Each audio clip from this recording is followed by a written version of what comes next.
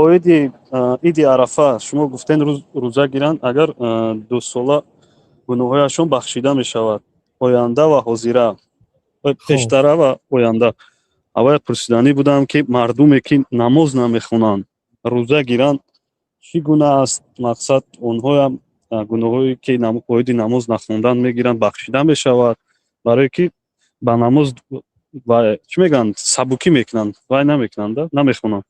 پیامبر علیه الصلاة و السلام وقتی که حضرت معاذ رو به یمن فرستانیدن گفتن که ادعوهم الى ان یوحدوا الله عز وجل. این یه روایت بخاری است. آنها را دعوت کن. تو به نزد قوم میروی که آنها اهل کتاب هستند، یعنی یهود بود. یمن در آن وقتی که پیامبر صلی الله علیه و سلم معاذ را به یمن فرستانیدن، مردم اهل یمن یهود بودند. خیلی که در فتح الباری آمده است.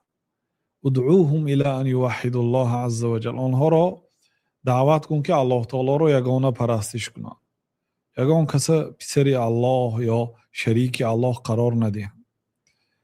فانهم اطاعوا لك في ذلك. اگر آنها در این مسئله به تو اطاعت کنند، یعنی لا اله الا الله محمد رسول الله گویند و دین اسلام را قبول کرده، الله تعالی را یگانه پرستش کنند، فاعلمهم ان الله افترض عليهم 5 صلوات في كل يوم وليله.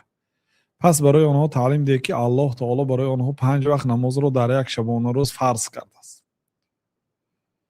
فانهم اطاعوا لك في ذلك. اگر آنها در این مسئله به تو اطاعت کنند، یعنی نماز هم خوانند، فاخبرهم، پس خبر ده. پس یعنی بعد اینکه نماز خوانند بعد خبر ده که الله تعالی برای آنها زکات هم فرض کرده است که از بایهاشون گرفته به کمبغلاشون داده میشه.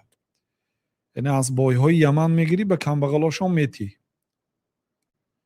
اگر رفت و نماز نخوانند، حاجت آنها زکات فرماندن نیست. بنابراین این نماز بسیار عملی بزرگ است که در قرآن صدها مراتب الله تعالی به آن امر کرده است و وقتی که یک عبادت در نزد الله تعالی قدر و قیمتش بالا هست، امر و فرمایش الله تعالی هم با اسلوب‌های گوناگون در قرآن زیاد تکرار میشه و کدام گناه عظیم باشد همون گناه هم با اسلوب‌های گوناگون تکرار میبیاد در قرآن.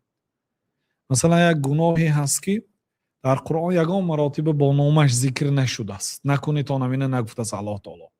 البته گناه قدرش یعنی کمتر است، در قرآن با نامش نآمدگی باشد. یعنی طالب علم، این سخن برای طالب علم و اهل علم، یعنی اهمیت دادن کار تشدد، سختگیری به قدری سختگیری قرآن و سنت باشد. قرآن سخت گرفته باشد، در همون مسئله سخت گرفتن در کار. قرآن اگر در همون مسئله سبک گرفته باشد، یعنی به قدری همون قرآن گپ زدن در کار. خلاصه نماز بسیار امری بزرگ است. بنابراین یعنی بسیار دشوار است که بدون نماز دیگر عبادت فایده دهد. لیکن به هر حال اگر روزه داشته باشد شاید قدم های اولین به سوی هدایت باشد. بسیار آدم ها در زمانه های پیشتر اول روزه می داشتن، بعد نماز را شروع میکردن. یا هستن بعضی آدم هایی که 40 سال 50 سال روزه داشتن ولی نماز نخواندن. به هر حال آدمی که روزه داشته است در دنیا، 1 روز هست 10 روز هست، از آدمی که نداشته است روز قیامت یعنی فرق میکند. لیکن نماز اگر انسان نداشته باشد عملهاش در آخرت فایده نمیکند، در دنیا فایده میکند. مثلا در دنیا یک آدم نماز خواند، مثلا روزه داشت یا خیر کرد، صدقه کرد، به مردم خوشمعامله هست، مهربان هست، به حیوان ها مهربان است، کسی را ظلم نمی کند. هست میخیل آدم هایی که یگان آدم ظلم نمی کند، یگان آدم نمی رنجاند. این آدم های الله تعالی مکافاتشون در دنیا می دهد. چون که الله تعالی یگان آدم حقش از نمی کند. حتی همین ابو لهب، اما که پیامبر صلی الله علیه وسلم با نص قرآن دوزخی است، با نص قرآن دوزخی است. یک سوره کامل در حق خودش نازل شده است همراهی زنش که ابو لهب دوزخی است گفت. لیکن در صحیح بخاری آمده است که وقتی که ابو لهب از دنیا هلاک میشد، یکی از نزدیکانش او را در خواب میبیند که ابو لهب چی دیدی؟ یعنی حیات آخرت چطور است؟ میگوید که ما القا بعدکم خیرا، بعد اینکه از شما جدا شدم، یعنی از دنیا جدا شدم، دیگه نیکی رو ندیدم، نیکی رو ندیدم دیگر. حالا یکون در عالم قبر است، حالا قیامت نشده است. فقط گفته است روزی دوشنبه در همین جام آب داده میشم گفته است. اینجا یک چقورچه هست، بعضی ممکنه این چقورچه انده، اینجا کمتر چقورچه هست، بعضی ممکنه این چقورچه‌ای که در بین خطی دست است، در همون خطش است که جوی برچه، در همونجا در پوری کف نه، در همونجا ها یک هفته یه بار من بعضا منجر گفتیم همین قدر آب داده میشد است، یک هفته یه بار روزی دوشنبه، به سبب همون ثویبه گفتیم. ثویبه اینمون یک کنیزک دختری که ابو لهب داشت، در اومده خبری خوش میدید، میگوید که خوش خبر ده، میگوید چی گپی؟ میگوید که جیاندار شدی، برادرت عبدالله پسردار شد، محمد به دنیا آمد صلی الله علیه و سلم. وقتی همین خبری خوش شنید آزاد کرد، میگوید که تو برای الله آزاد هستی. اونها الله هم میشناختن، فقط همراهی الله تعالی شریک می آوردن. بعضی دشمنای اسلام نویسته است که چه خیلی نامی پدری پیغمبر با خودش نویسته است، پدری پیغمبر کافر بود و چرا نامش عبدالله بود؟ اینا کافر گفته آدمی اتئیست میفهمن، به عقل ها یا ابله ها. کافر آدمی نیست که الله تعالی این کار کند. الله تعالی در قرآن کریم در سوره بقره مشرکای مکه را وصف کرد، یحبونهم کحب الله، آنها بعضی از مخلوق ها را دوست می داشتن مثل دوست داشتنشون الله تعالی را. مشرکای عرب از کافرهای حاضره بسیار مرتبه هاشون بلند بود، الله تعالی را دوست می داشتن. حتی پیامبر صلی الله علیه و سلم یکی از آنها را پرسیدن که چند خدا را عبادت میکنی؟ گفت 7 تا، 6 تا در زمین، 1 تا در آسمان.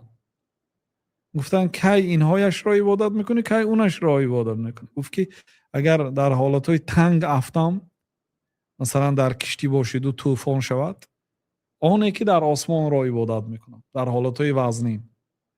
در حالتهای آرامی اینایی که در زمین هستن، بت‌های هیکلا را عبادت میکنن.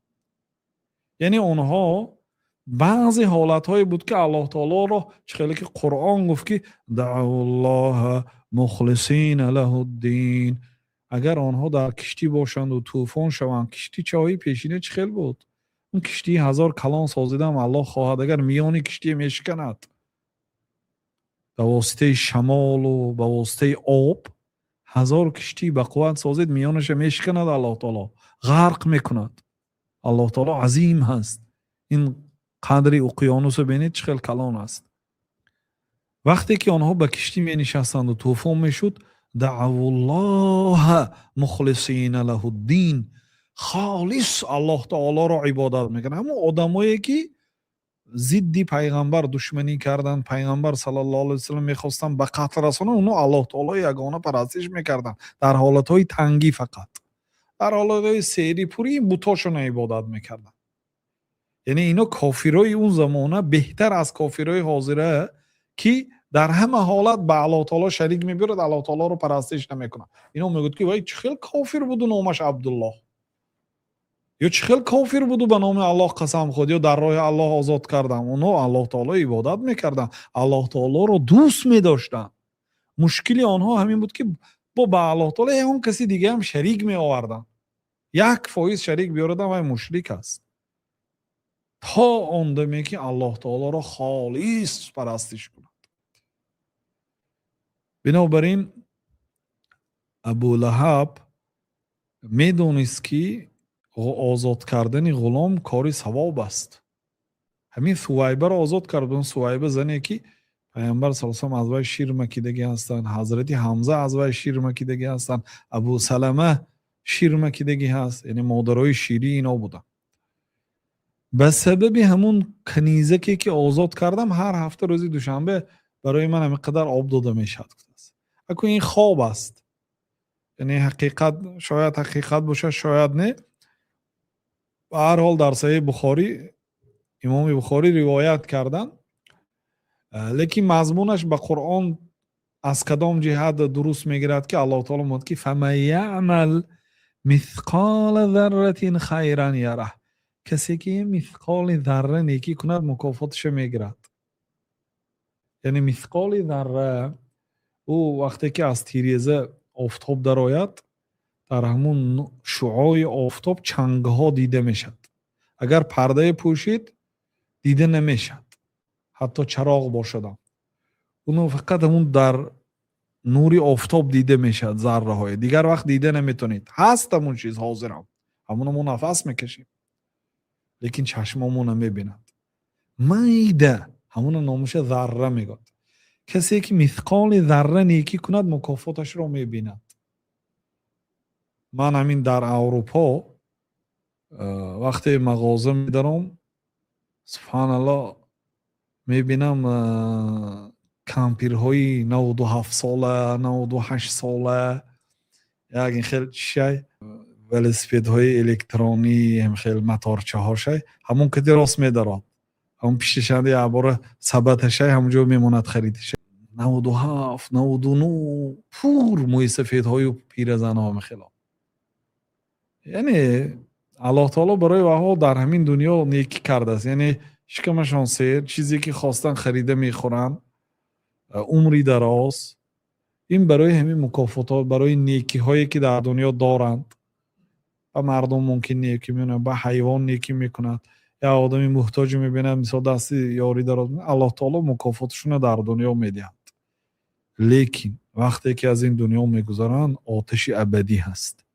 میلیون سال یا میلیارد سال بعد تمام میشد، بعد جنت میدارن. نه، خالدین فیها ابدا، جاویدانی در آتش دوزخ میسوزن، برای اینکه به اللهی که آنها را آفرید عبادت نکردن، سرخم نکردن، پرستش نکردن، طبق دین الله تعالی عمل نکردن، لیکن در دنیا داده میشه. به هر حال کسی که یه ذره عمل میکند مکافاتش رو الله تعالی در دنیا میدهد. بله.